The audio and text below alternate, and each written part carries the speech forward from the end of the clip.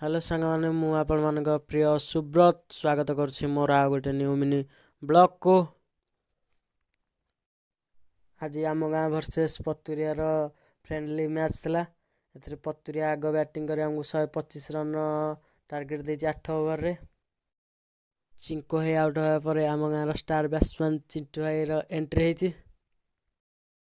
ଚିଣ୍ଟୁ ଭାଇର ଧୁଆନ୍ଧାର ବ୍ୟାଟିଂ ଫଳରେ ଆମ ଟିମ୍ 7 ଓଭରରେ ମ୍ୟାଚ୍ ୱିନ୍ କରିଥିଲା।